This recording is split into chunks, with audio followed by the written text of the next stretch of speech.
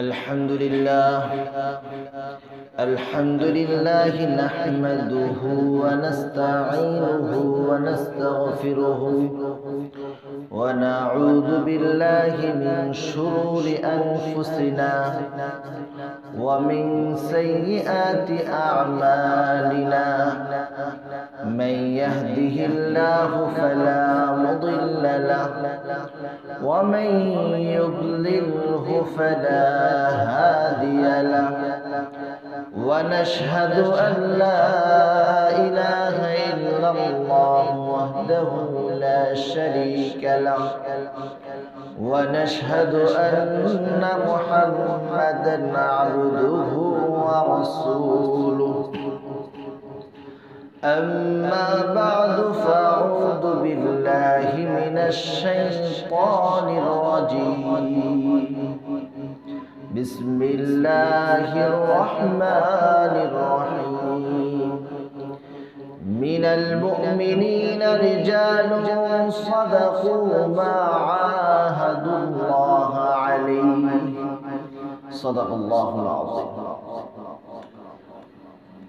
আমাদের আলোচনা চলতেছিল উহুদের যুদ্ধ না এই পর্যন্তই তো মনে হয় তো নবী সাল্লাল্লাহু আলাইহি ওয়াসাল্লাম 50 জন সাহাবী কতজন উহুদ পাহাড়ের পিছনের সাইডে যে সাইড দিয়ে হামলার আশঙ্কা ছিল ওই সাইডে 50 জন সাহাবীকে রাখলেন তো যখন মুসলমানদের হামলা করলেন মুসলমানরা কাফেরদের উপরে তো কাফেররা ভাগতে শুরু করলো তো পাহাড়ের পিছনে যে সমস্ত মুসলমান ছিলেন 50 জন যাদের আমির ছিলেন আব্দুল্লাহ ইবনে জুবাইর রাদিয়াল্লাহু আনহু নবী সাল্লাল্লাহু আলাইহি ওয়াসাল্লাম তাদেরকে বলে দিয়েছিলেন যে আমাদের বিজয় হোক বা পরাজয় হোক যেটা হোক না কেন তোমরা এই এলাকা এখান থেকে এই স্থান ত্যাগ করো কিন্তু ওই সমস্ত সাহাবীদের মধ্যে থেকে 40 জন সাহাবী ওনারা ওই স্থান ত্যাগ করলেন আমিরের কথা আমির বললেন যে আল্লাহর নবী তো নিষেধ করেছেন তো ওখানে কিছু কথা হয় তো এরপরে ওনারা চলে যায় পিছন থেকে খালিদ ইবনে ওয়ালিদ রাদিয়াল্লাহু আনহু ওই সময় পর্যন্ত মুসলমান হন নাই তিনি হামলা করেন মুসলমানের উপরে পিছন থেকে আবার সামনে যে সমস্ত কাফেররা ভেগে যাইতেছিল তারাও ঘুরে দাঁড়ায় তো মুসলমানরা মাঝখানে পড়ে গেছে তো এই মাঝখানে পড়ে যাওয়ার কারণে মুসলমানের হাতেও অনেকে শহীদ হয় আবার মুসলমানরা অনেকেই কাফেরদের হাতেও শহীদ হয় তো কাফেরদের মূল লক্ষ্য ছিল মুহাম্মদ আরবি সাল্লাল্লাহু আলাইহি ওয়াসাল্লাম যার কারণে এই যুদ্ধ অন্যের সাথে তো শত্রুতা আছে নাকি মূল শত্রুতা কার সাথে নবীর সাথে নবীর কারণে দুই পর্যন্ত যুদ্ধ পর্যন্ত আসে তো কাফেরদের লক্ষ্যবস্তু যেহেতু ওইদিকে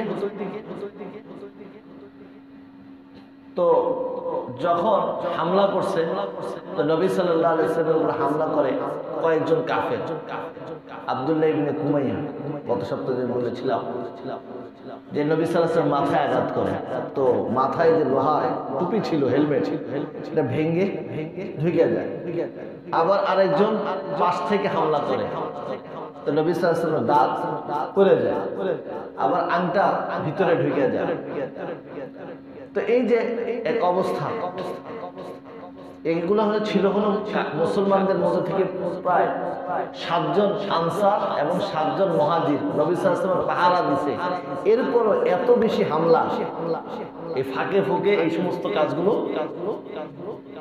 এত পাহারা দিছে কিন্তু সবাই যখন একসাথে কাফেররা হামলা করছে তো এরপরও নবী সাল্লাল্লাহু আলাইহি ওয়াসাল্লাম মাথা এবং দাঁত মুবারক শহীদ হয়ে যায় এত বেশি হামলাটা হয় তো নবী সাল্লাল্লাহু আলাইহি ওয়াসাল্লাম সাহাবাদের মধ্যে যারা পাহারাদারিতে ছিল নবী সাল্লাল্লাহু আলাইহি ওয়াসাল্লাম এর মধ্যে আবু তালহা হযরত আনাস রাদিয়াল্লাহু তাআলা আনহু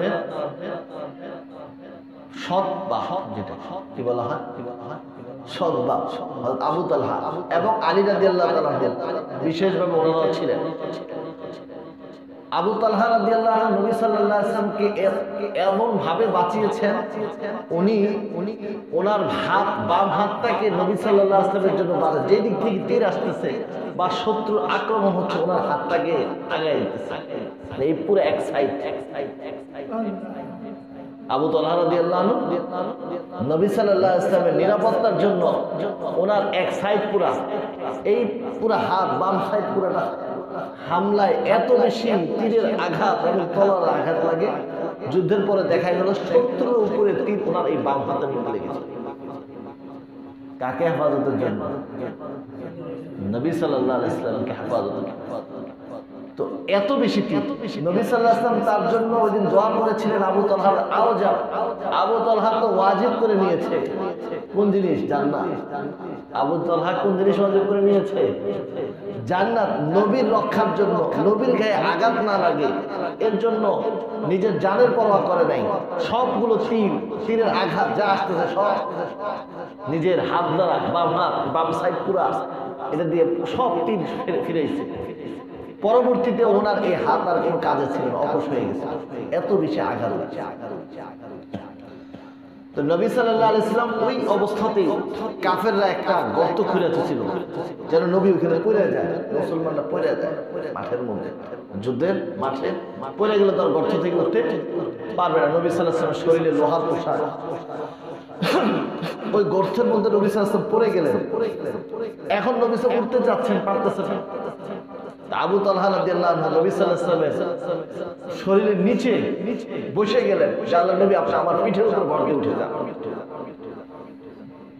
তো নবী সাল্লাল্লাহু আলাইহি ওয়াসাল্লাম গর্ত থেকে আল্লাহর নবী আবু তালহা শরীরের উপর, পিঠের উপরে ভর দিয়ে তিনি উপরে উঠলেন, আর এদিক দিয়ে আলী রাদিয়াল্লাহু তাআলা উঠে গেলেন।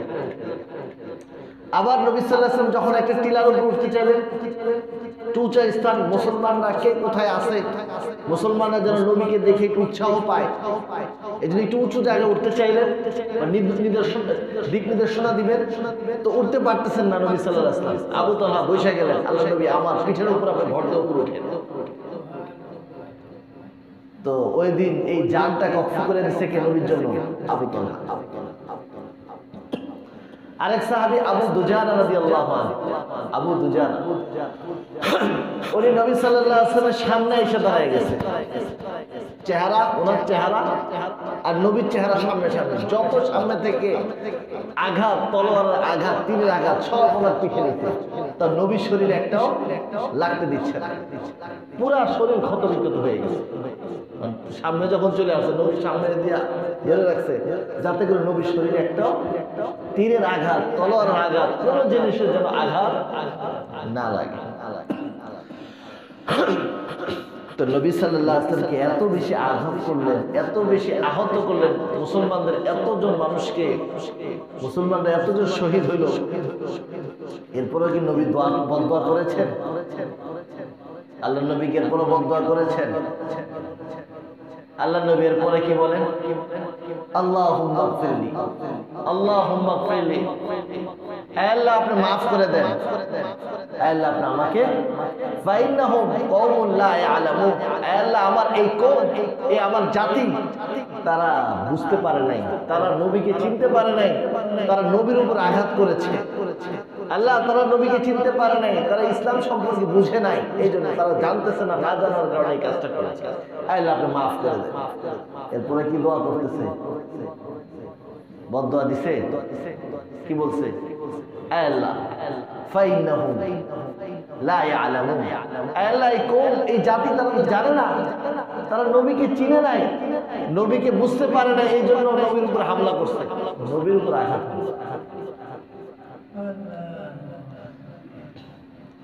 এরপরে নবী সাল্লাল্লাহু আলাইহি ওয়াসাল্লামের হেফাজতের জন্য নবী সাল্লাল্লাহু আলাইহি ওয়াসাল্লাম আরেক সাহাবী কাতাদা ইবনে নুমান, কাতাদা ইবনে নুমান সাহাবী, উনিও নবীর হেফাজতে, নবীকে রক্ষার জন্য সামনে দাঁড়ায় গেলেন।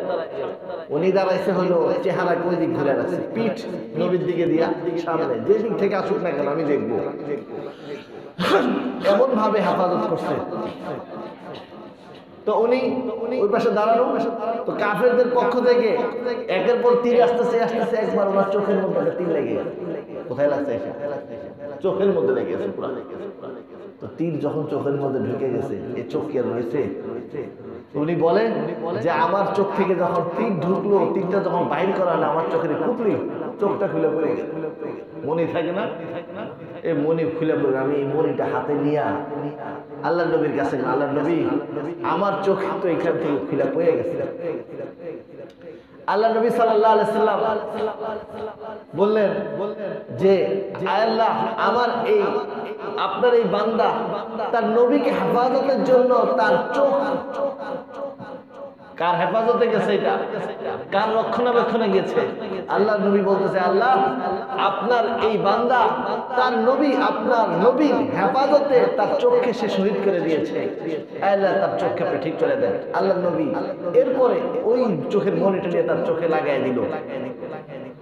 আবু কাতাদা ইবনে নোমান বলে, আমার আগের চোখের যে পাওয়ার ছিল, আল্লাহ নবী যে চোখটা লাগাই দিল, যেটা চোখ আহত হয়েছিল ওই চোখটা যে লাগাই দিল, আমার আগের চোখের থেকে এই চোখের পাওয়ার বেশি হয়ে গেছে। কোন চোখের পাওয়ার বেশি? আল্লাহ নবী যে চোখটা লাগাই দিল, এই চোখের পাওয়ার আগেরটা থেকে বেশি। ঘটনা আরেকটু আছে, আরেক ধরনের রেওয়ায়ত আছে। কাতাদা ইবনে নোমান আল্লাহ নবী সাল্লাল্লাহু আলাইহি ওয়াসাল্লামের কাছে চোখটা নিয়ে যখন আসলো, আল্লাহ নবী বলল, তুমি কোনটা চাও? তুমি কি সবর করতে চাও? তোমার চোখ নাই, এর উপরে তুমি থাকো, এই সবর করতে চাও, নাকি তুমি চাও যে তোমার চোখটা ফিরে পাও?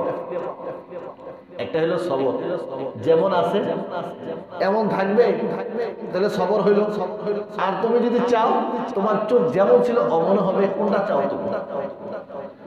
কাতাদা ইবনে নোমান, আল্লাহ নবী সবর করা তো উত্তম ছিল, কিন্তু আল্লাহ নবী আমি এই পরিস্থিতি সবর করতে পারবো না, আমার বিবিকে আমি অনেক বেশি মহব্বত করি। কাকে বলছে? আল্লাহ নবী, আমি আমার স্ত্রীকে অনেক মহব্বত করি, এখন সে যদি আমার চোখ নাই দেখে আবার আমাকে অপছন্দ শুরু করে, তাহলে তো আমাদের সংসার আর টিকবে না। আল্লাহ নবী আপনি আমার চোখটাকে ভালোই করে দেন। আল্লাহ নবী তার চোখ ওই বসায় দিল, আগের থেকে পাওয়া এই চোখের বেশি। এরকম অনেক সাহাবা, শুধু কয়েকজন সাহাবার ঘটনা বলে, এরকম অনেক সাহাবা, কেউ নবী সাল্লাল্লাহু আলাইহি ওয়াসাল্লামকে বাঁচানোর জন্য, নবী শরীরে যেন একটা আঘাত না লাগে, পুরো জান দিয়ে দিয়েছে। মূলত আশিক রাসূল কারা? তাহলে সাহাবাদের থেকে বড় আশিক রাসূল কেউ আছে? মুহাব্বতকারী কেউ আছে দুনিয়ার মধ্যে? কেউ দেখাইতে পারবে? এই কারণে আল্লাহ তাআলা নবীদের পরে সব থেকে সম্মানিত বানিয়েছেন কাদেরকে? সাহাবা। সাহাবাদের থেকে যত বড় ওলি হোক না কেন, যত বড় বুজুর্গ হোক না কেন, পুরা জীবন দিয়ে দিলেন একজন সাহাবা। সব থেকে নবীকে শুধু দেখছে, নবীকে শুধু, নবী থেকে একটা নসিহত শুরু নাই, শুধু নবীকে দেখছে, নবীর উপর ঈমান আছে, নবীকে দেখছে। এই সাহাবীর মর্যাদা বুঝতে পারবেন, যত বড় ওলি হোক না কেন। তারা ছিল আসল, তাদের ভিতরে মোহাব্বত ছিল, যে মোহাব্বতের কারণে তাদের জানের কোনো পরোয়া, হাত শেষ করে দিছে, চোখ চলে গেছে, পিঠ পুরা শেষ করে দিছে।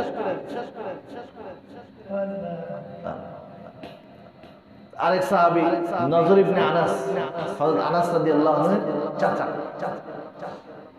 হযরত আনাস ইবনে মালিক, নবী সাল্লাল্লাহু আলাইহি ওয়াসাল্লাম খাদেম, ওনার চাচা।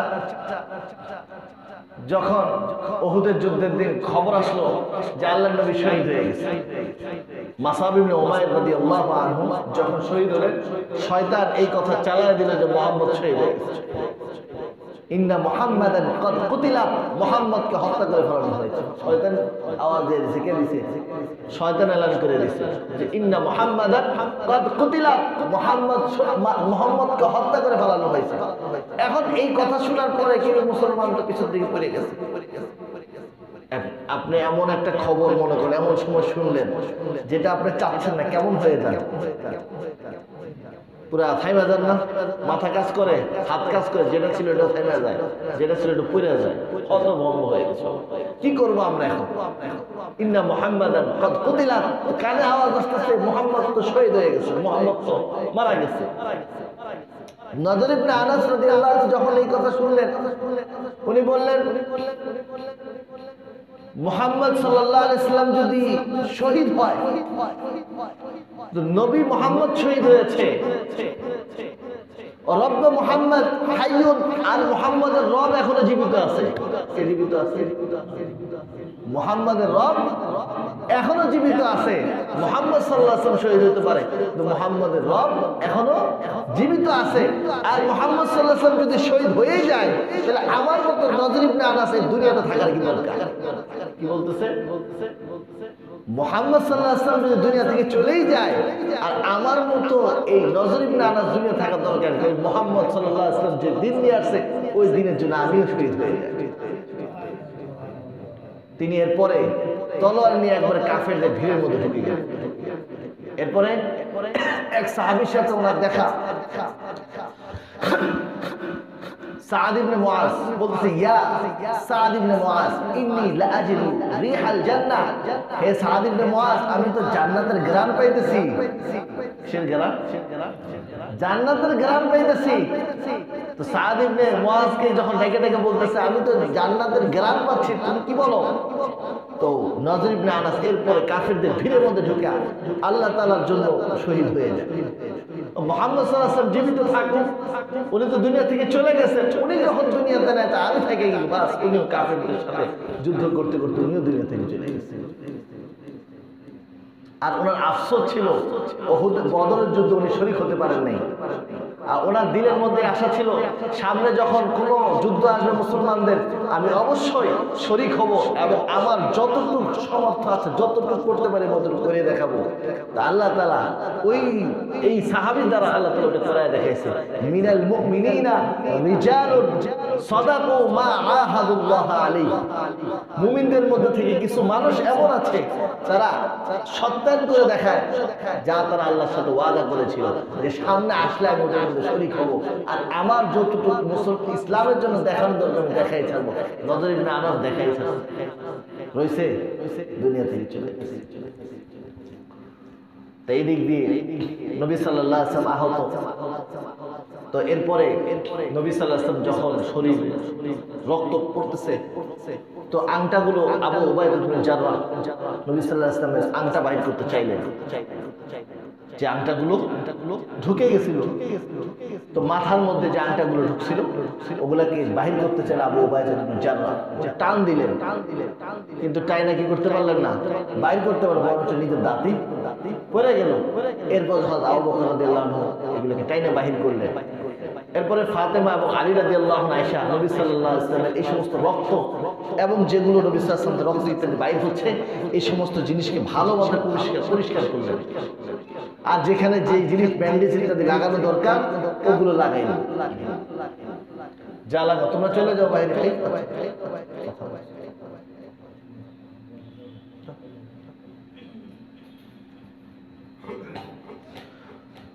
এরপরে হযরত ফাতেমা এবং হযরত আলী রাদিয়াল্লাহু আনহু নবী সাল্লাল্লাহু আলাইহি ওয়াসাল্লামের শরীরে যে সমস্ত জখম হয়েছে, ওগুলোকে পানি দিয়ে ভালো মতো ধুয়ে, ঠান্ডা।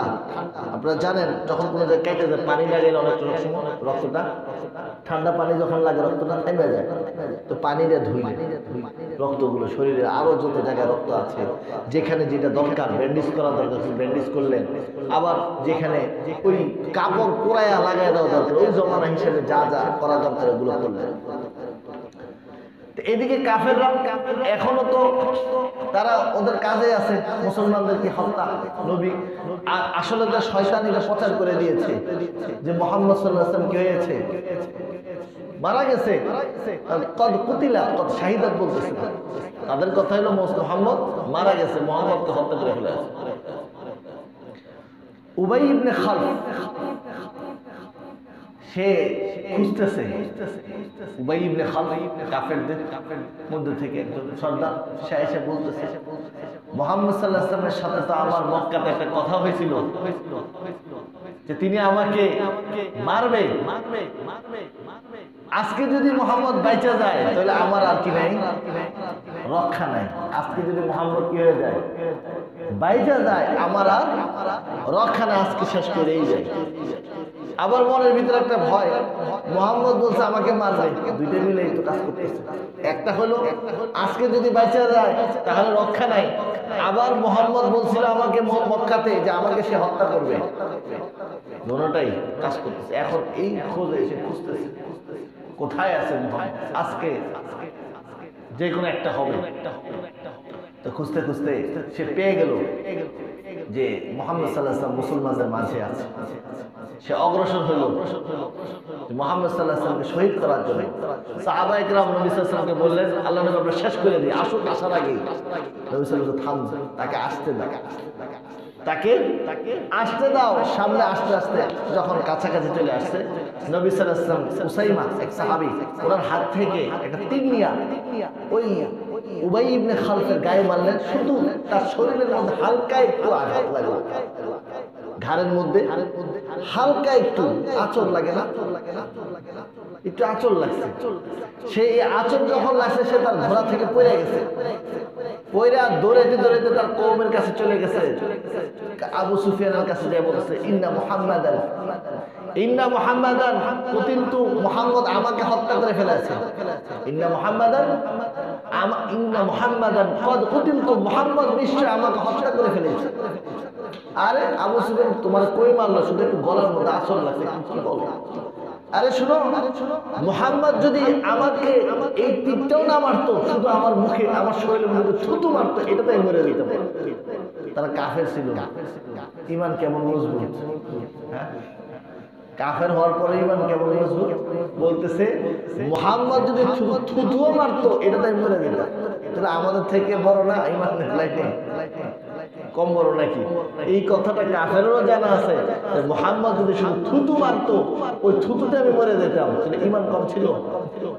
শুধু বংশে এবং এলাকার রাজত্ব চলে যাবে, বংশীয় একটা সম্মান কমে যাবে, এগুলোর কারণে তারা কেয়ার নেই, স্বীকার করে নাই। কিন্তু ভিতরে 100 থেকে 100% জানতো সেগুলো। তো বলতেছে যে আমাকে যদি মুহাম্মদ তীরটা না মারে, শুধু থুতু মেরে দিত, এতটুকু আমি শেষ।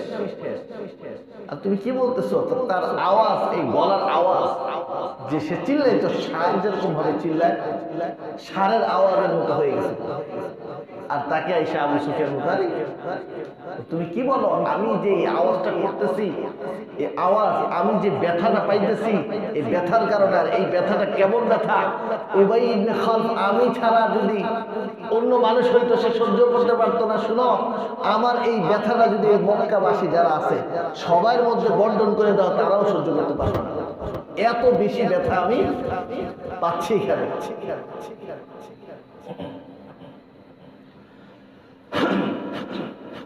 তো সেও মারা গেল এই অবস্থা, চিল্লাইতে চিল্লাইতে, ষাঁড়ের মতো চিল্লাইতে সেও মারা গেল। তো এখন এই দিক দিয়ে মুসলমানের উপর হামলা হয়েছে। হামলার পরে আবু সুফিয়ান এখন শেষে খুঁজতেছে আইসা, এরপরে বলতেছে আইসা যখন যুদ্ধ শেষ, তারা চলে যাবে পাহাড়ের উপর। আবু সুফিয়ান উঠা বলতেছে, আফিল কওমি মুহাম্মাদুন, মুসলমানদেরকে তোমাদের মধ্যে কি মুসলমান মুহাম্মদ আছে? তোমাদের মধ্যে কি মুসলমান মুহাম্মদ আছে? আবার বলে আবু সুফিয়ান, আফিল কওমি মুহাম্মাদুন, তোমাদের মধ্যে কি মুহাম্মদ আছে? আবার বলে, উত্তর দেন। নবী সাল্লাল্লাহু আলাইহি ওয়াসাল্লাম নিষেধ করলেন, কেউ উত্তর দিবে না, চুপ থাকো। এরপরে আবার আফিল কওমি ইবনে আবি কুহাফা, তোমাদের এই কওমের মধ্যে, গোত্রের মধ্যে কি ইবনে কুহাফা অর্থাৎ আবু বকর রাদিয়াল্লাহু আনহু এর পিতার নাম ছিল হলো আবু কুহাফা, আবু কুহাফার ছেলে আছে? আবু সুফিয়ান 3 বার জিজ্ঞাসা করলেন, কেউ উত্তর দেয় না। এরপরে তৃতীয় নাম্বার জিজ্ঞাসা, আফিল কওমি ইবনে খাত্তাব, খাত্তাবের ছেলে আছে ওমর? নবী সাল্লাল্লাহু আলাইহি ওয়াসাল্লাম বললেন, ওমর কোনো কথা নাই, চুপ থাকো। তো 3 বার যখন বলল, এরপরে এখন আবু সুফিয়ান খুশি হয়ে গেল, মুহাম্মদও নাই, আবু বকরও নাই, ওমরও নাই, 3 জনই শেষ। খুশিতে বলতেছে 3 জনই শেষ। তো এই কথা যখন শুনলো ওমর রাদিয়াল্লাহু আনহু সহ্য করতে পারলেন না। তিনি বললেন, ইয়া আদুল্লাহ, আল্লাহর নবীও জীবিত, আবু বকরও জীবিত, ওমর তো আমি আছি। কি বলতেছে? এখন এরপরে আবু সুফিয়ান বলে, নিজেদের মাবুদ যেগুলাকে তারা ইবাদত করতো ওগুলার বরত্ব বর্ণনা করতেছে, আজকে আমরা বিজয় হইলাম। বিজয় করতেছে কিসের বলতো? আমার মূর্তি এরকম বড়, আমার অমুক খোদা এত বড়, এই সে বলতেছে। ওমর ইবনে খাত্তাব বলে আল্লাহু আলিয়ুন, সবথেকে বড় কে? আল্লাহ। আল্লাহু আযীম, আল্লাহ সবথেকে বড়। সে একটা বলে, আবু বকর হযরত ওমর একটা গুরুত্ব দেয়। এরপরে শেষে আইসা আবু সুফিয়ান বলে, তোমাদের সাথে বদলে আমাদের কথা ছিল যে আমরা তোমাদের থেকে বদলা নিব, আর এটা বদলা হয়ে গেল। এটা কি হয়ে গেল? বদলা হয়ে গেল। তো এই যুদ্ধের পরে আল্লাহ নবী সাল্লাল্লাহু আলাইহি সাল্লাম এখন যে সমস্ত মুসলমানরা শহীদ হয়েছে তাদেরকে খুঁজতেছে কে কে শহীদ হলো। কিন্তু দেখলো যে মুসলমানদের মধ্যে থেকে অধিকাংশ মুসলমান যাদেরকে শহীদ করা হয়েছে তাদের শরীরগুলোকে ক্ষত বিক্ষত করা হয়েছে। কাহারো নাক কেটে দেওয়া হয়েছে, কাহারো কান কেটে দেওয়া হয়েছে, কাহারো মুখ কেটে দেওয়া হয়েছে, কাহারো আঙ্গুল, কাহারো পা এরকম ক্ষত বিক্ষত করে দেওয়া হয়েছে, পেট কেটে ফেলানো হয়েছে। এরকম অনেক সাহাবা এরকম খুঁজে পাইলেন। নবী সাল্লাল্লাহু আলাইহি ওয়াসাল্লাম সাহাবাদেরকে পাঠাইলেন যে দেখো কে কোথায় আছে। তো এরকম খুঁজতে খুঁজতে এরপরে নবী সাল্লাল্লাহু আলাইহি ওয়াসাল্লাম যায়েদ ইবনে সাবিত রাদিয়াল্লাহু আনহুকে বললেন যে দেখো হামজা কোথায় আছে, চাচা হামজা। তো যায়েদ ইবনে সাবিত তিনি এসে বললেন, আল্লাহর নবী, ওনার শরীরের প্রত্যেকটা অঙ্গ প্রত্যঙ্গকে আলাদা করা হয়েছে, নাক কাটা হয়েছে, কান কাটা হয়েছে, পেট কাটা হয়েছে, এরপর থেকে কলিজা বাহির করা হয়েছে। তো এই যে এই সমস্ত কাজগুলাতে মুসলমানদের অঙ্গগুলো কাইটে কেটে টুকরা করাতে কাফেরদের পুরুষরা যেরকম ভাবে জড়িত ছিল ওরকম ভাবে কাফেরদের মহিলারাও ছিল। হামজা রাদিয়াল্লাহু আনহু এর কলিজা হিন্দা, আবু জাহেলের স্ত্রী হিন্দা, সে এগুলো করে। কারণ বদরের যুদ্ধের মধ্যে হযরত হামজা উতবাকে শহীদ করেছিল, উতবাকে হত্যা করেছিল, এইটার বদলা সে নিল। শরীরের সব অঙ্গ প্রত্যঙ্গ কাইটা এগুলোকে চিবাইছে, কলিজা এবং গুলজা যা ছিল এগুলো বাইর করে দাঁতে কামড়াইছে এগুলো। তো মুসলমানদের এরকম ক্ষত বিক্ষত অবস্থা আল্লাহ নবী সাল্লাল্লাহু আলাইহি সাল্লাম তো দেখলেন। এরপর চোখ দিয়ে পানি চলে আসলো যে চাচার এই অবস্থা। এরপর আরো দেখলেন আব্দুল্লাহ ইবনে জাহাশ, নবী সাল্লাল্লাহু আলাইহি সাল্লামের ফুফাতো ভাই, যায়েনব বিনতে জাহাশ, উনিও ওনার খবর নিলেন কোথায় আছে আব্দুল্লাহ ইবনে জাহাশ। তাই সে খবর দেওয়া হইল যে আব্দুল্লাহ ইবনে জাহাশও তো আল্লাহ নবী শহীদ হয়ে গেছে। আব্দুল্লাহ ইবনে জাহাশ বদরের যুদ্ধের সময়, বদরের যুদ্ধের আগে ওনার সাথে সাদ ইবনে আবি ওয়াক্কাস রাদিয়াল্লাহু আনহু দেখা হয়, দুজন একসাথে বসে। তা আমরা একে অন্যের সাথে কথা বলতেছে। আব্দুল্লাহ ইবনে জাহাশ সাদ ইবনে আবি ওয়াক্কাসকে বলতেছে, শুনো, আমরা তো আজকে কাফেরদের সাথে যুদ্ধে যাব, যুদ্ধে মিলাইতে হব, সুতরাং আসো আমরা দুইজনে একটু আলাদা হয়ে একটু দোয়া করে নিই। আমি দোয়া করব, তুমি আমিন বলবা, আবার তুমি দোয়া করবা, আমি আমিন বলবো। সাদ ইবনে আবি ওয়াক্কাস বলে, আমি দোয়া শুরু করলাম। প্রথম দোয়ার মধ্যে বললাম, আল্লাহ আমাকে আজকে এমন এক শত্রুর সম্মুখীন করবে। সাদ ইবনে আবি ওয়াক্কাস বলতেছে যে আমি দোয়া করছিলাম আল্লাহ নবী এরকম যে আল্লাহ আজকে আমার সামনে এমন এক শত্রু আপনি সম্মুখীন করবেন যে শত্রু অনেক বাহাদুর থাকবে, অনেক বীরত্বওয়ালা থাকবে, আমিও তার সাথে আমাদের এই বীরত্ব দীর্ঘ সময় পর্যন্ত চলবে। আর দীর্ঘ সময় পরে যুদ্ধ করতে করতে আমরা দুইজনে এক সময় যাইয়া আমি তাকে তার উপর বিজয় হয়ে যাব।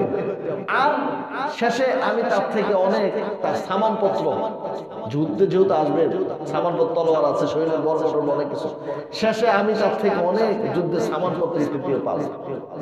অর্থাৎ আমার বিপক্ষে যে থাকবে বাহাদুর হবে, দীর্ঘ সময় আমাদের মধ্যে যুদ্ধ হবে, এরপরে আমি তার উপর বিজয় হয়ে তাকে হত্যা করব, আর শেষে তার মাল দৌলতগুলো আমি পাবো।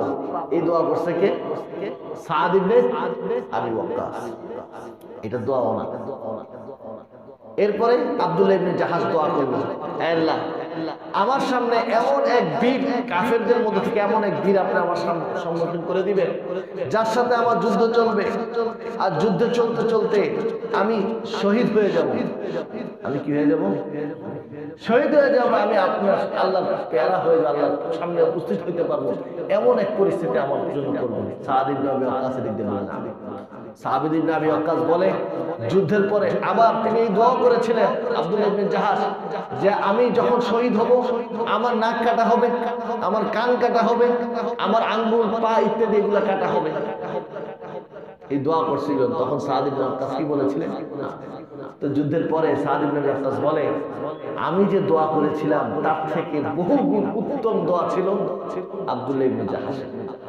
কারণ যুদ্ধের পর আমি আব্দুল্লাহ ইবনে জাহাশকে দেখলাম সে শহীদ হয়েছে, তার কান কাটা, তার নাক কাটা, তার অঙ্গ প্রত্যঙ্গ ক্ষতবিক্ষত অবস্থায় রয়েছে। তার দোয়াটা আমার দোয়া থেকেও অনেক উত্তম ছিল। কারণ আমি দোয়া করছিলাম হলো যে আমি যুদ্ধ করতে করতে আমি বিজয়ী হব, শেষে আমি কিও পাবো, মাল দৌলতও পাবো। কিন্তু সে একটা দোয়ার মধ্যে কোনো দুনিয়ার কোনো কিছু চাই নাই, সে সবগুলো কি চেয়েছে? আখিরাত। আব্দুল্লাহ ইবনে জাহাশকে যখন দেখলো তার শরীরে ক্ষতবিক্ষত। এরকম অনেক সাহাবায়ে কেরাম 70 জন শহীদ হলেন, এর মধ্যে অনেক সাহাবায়ে কেরাম যাদের শরীর ক্ষতবিক্ষত হয়ে গিয়েছে। আল্লাহ তাআলা তৌফিক দিলে ইনশাআল্লাহ আগামী জুমায় এর থেকে নিয়ে ইনশাআল্লাহ আলোচনা করব।